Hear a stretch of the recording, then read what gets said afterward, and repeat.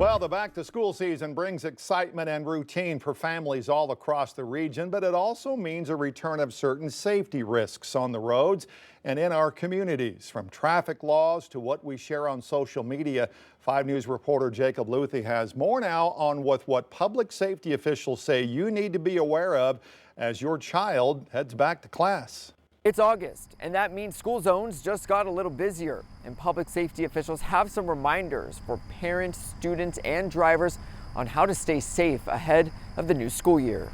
As the school year begins, traffic jams and accidents tend to spike, according to Lieutenant Shannon Jenkins with the Benton County Sheriff's Office. She urges drivers to slow down, allow extra time, and be especially cautious during the first week.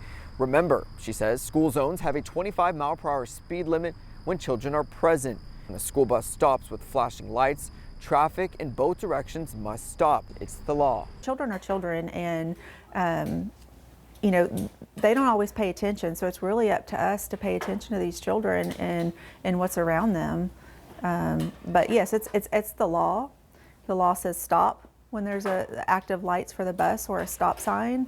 And that's what we expect everybody to do. Lieutenant Jenkins says predators and pedophiles are constantly scouring the internet for clues that reveal where children might be and where adults might not be. She warns that posting too much information, like a child's school name, grade level, teacher, hair color, height, or even their favorite activities, can make them a target. People don't really realize it is what's in the background.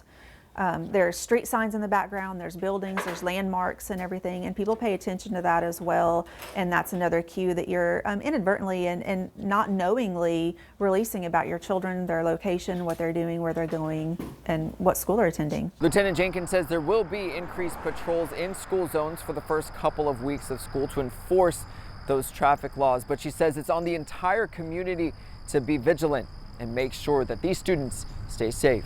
In Rogers, covering news where you live, Jacob Luthi, 5 News.